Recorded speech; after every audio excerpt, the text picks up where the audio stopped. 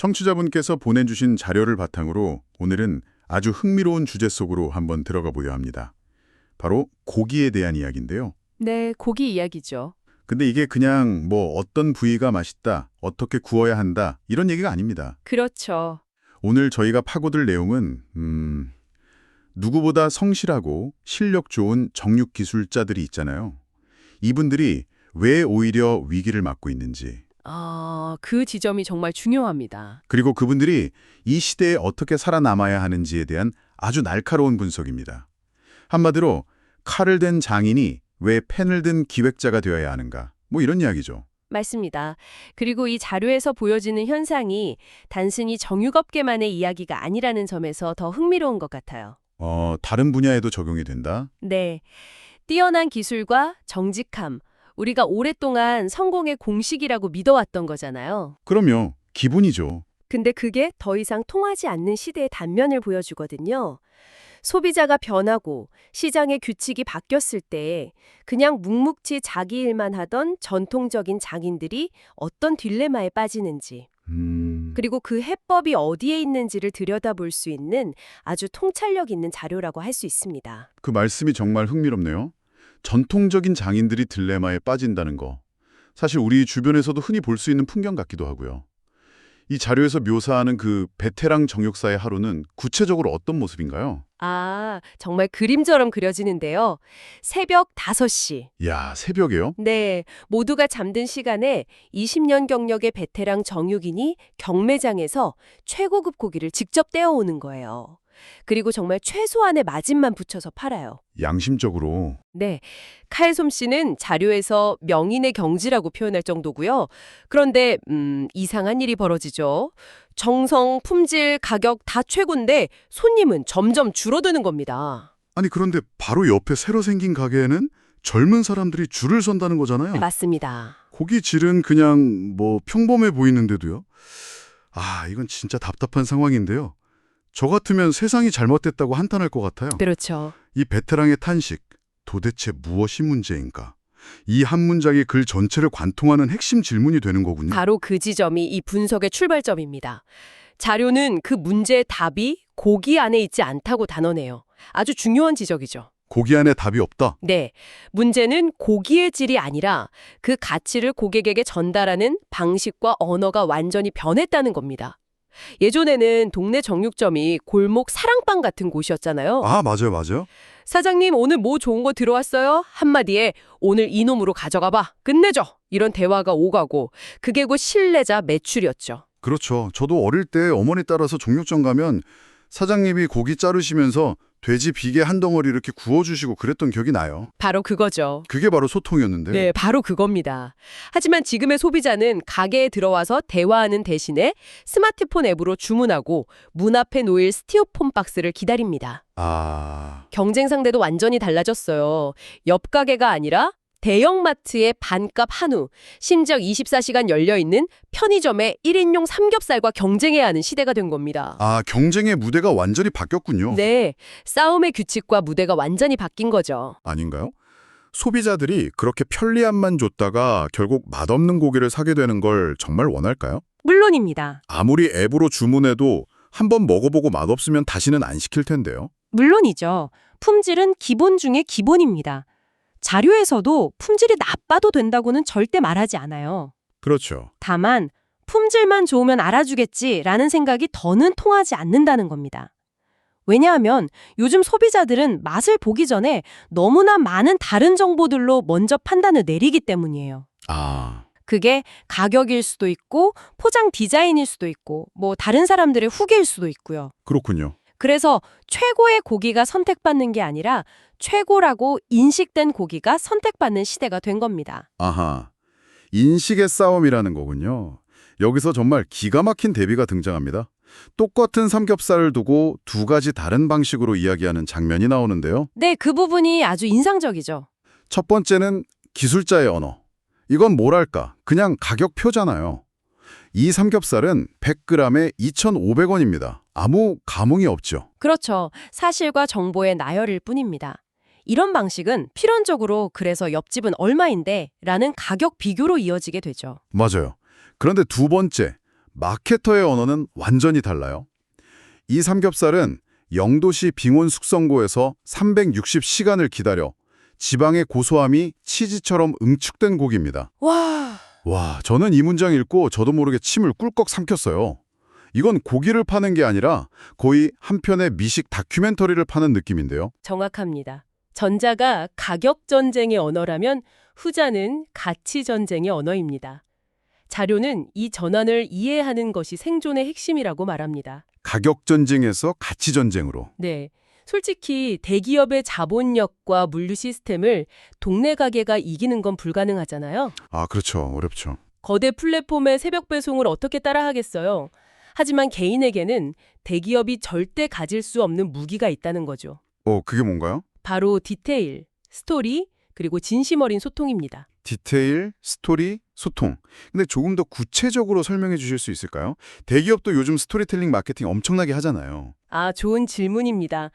대기업의 스토리는 좀 거대하고 일반적이죠. 우리 농가와의 상생 같은 거시적인 이야기요. 네네. 하지만 개인의 스토리는 훨씬 더 작고 구체적이고 개인적일 수 있습니다. 예를 들어 대기업은 수천 마리의 돼지를 일괄 처리하지만 동네 정육점 사장님은 오늘 들어온 돼지 5마리 중에서도 유독 육즙이 좋은 놈을 골라낼 수 있죠. 그리고 단골 고객에게 이렇게 말하는 겁니다. 김 선생님, 지난번에 사가신 목살은 아이들이 잘 먹던가요?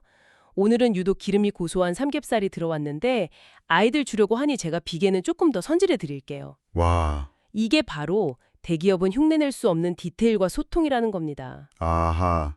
그 말씀을 들으니까 자료에 나온 구체적인 예시들이 딱 와닿네요. 그냥 두터운 목살이 아니라 육즙을 가두기 위해 3cm 두께로 정형한 스테이크형 목살. 그렇죠. 이건 마치 내가 셰프가 된 듯한 기분을 느끼게 해주잖아요. 네, 경업을 파는 거죠. 또 요즘 트렌드에 맞춰서 캠핑족을 위한 시즈닝 돈마호크라거나 1인 가구를 위한 한 끼 한우 세트 같은 것들이요.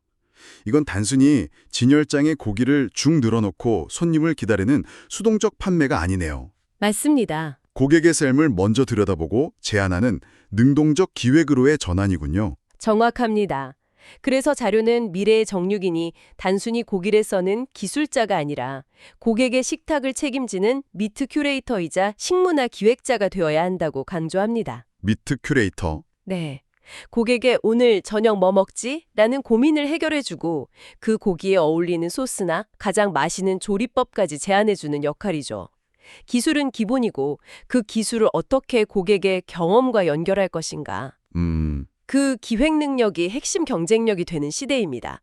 제가 아는 한 정육점은 실제로 아빠의 주말 바비큐 키트라고 해서요. 아, 재밌네요. 고기랑 직접 만든 시즈닝, 굽는 법 설명서까지 넣어서 파는데 반응이 폭발적이라고 하더라고요. 와, 아빠의 주말 바비큐 키트라니 그건 그냥 고기가 아니라 행복한 주말 저녁이라는 경험을 파는 거네요. 바로 그겁니다. 정말 멋진데요. 저는 이 다음 대목이 정말 흥미로웠는데요. 현대인들이 고기를 입으로만 먹는 게 아니라는 지적이요. 네, 그 부분도 중요하죠. 솔직히 저도 맛집 찾아볼 때 무조건 사진부터 보거든요. 이게 그냥 제 개인적인 습관인 줄 알았는데 자료에서는 이걸 어떻게 분석하고 있나요? 그게 바로 현대 소비의 핵심적인 특징 중 하나라고 분석합니다. 청취자분께서 말씀하신 것처럼 우리는 맛보기 전에 이미 눈과 귀로 먼저 음식을 소비합니다. 아, 눈과 귀로요? 네, 소셜미디어에 해시태그 삼겹살 한번 검색해보세요. 수백만 개의 게시물이 쏟아지죠. 그렇죠. 지글지글 고기 굽는 소리를 담은 영상. 이건 청각이죠. 그리고 선홍빛 살코기와 우윳빛 지방의 화려한 마블링을 담은 사진, 이건 시각이고요. 이걸 보면서 우리는 이미 만족감을 느끼기 시작합니다. 이걸 푸드 포르노 현상이라고도 하죠. 와, 푸드 포르노라뇨. 표현이 강렬하지만 확 와닿네요. 그래서 자료에 이런 문장이 나옵니다.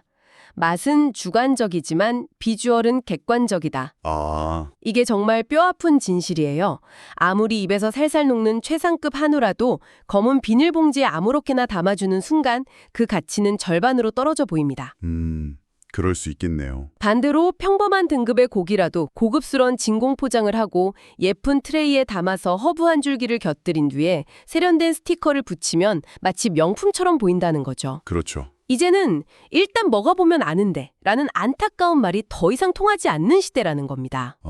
먹기 전부터 맛있어 보이게 만드는 표현력, 이곳 브랜딩이자 마케팅이라는 거죠. 그게 참 20년 동안 칼만 갈아온 장인에게는 너무 가혹하게 들리기도 해요. 네, 그럴 수 있습니다. 평생 고기 품질에만 집중해 왔는데 갑자기 사진도 잘 찍어야 하고 포장 디자인도 신경 써야 하고 SNS에 글도 써야 한다니 나는 기술자이지 기획자가 아니다라고 항변하고 싶을 것 같아요. 물론 그 막막함은 충분히 이해가 됩니다.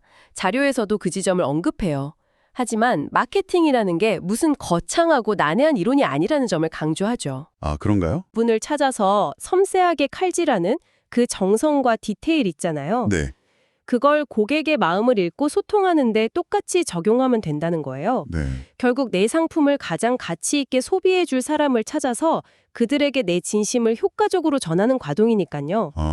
오히려 누구보다 자기 상품을 잘하는 장인이야말로 최고의 마케터가 될 잠재력이 있다는 격려의 메시지를 담고 있습니다. 그렇군요. 결국 기술과 기획이 별개가 아니라 그 장인 정신을 확장하는 개념으로 봐야겠네요. 맞습니다. 자, 그럼 이 날카로운 분석이 구체적으로 어떤 사람들에게 필요한지 자료에서 아주 명확하게 짚어지는데요.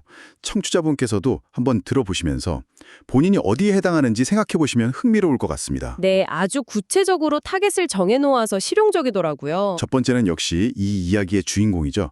고기는 정말 좋은데 손님이 줄어든다고 호소하는 동네 정육점 사장님. 가장 절실하시겠죠. 네. 두 번째는 옆집 고깃집과 우리 집이 뭐가 다른지 모르겠다고 고민하는 식당 경영자. 그리고 세 번째, 최저가 경쟁에 팔아도 남는 게 없다는 온라인 고기셀러들, 다들 비슷한 고민을 하고 있댔네요. 그렇죠. 그리고 미래를 고민하는 사람들도 포함됩니다.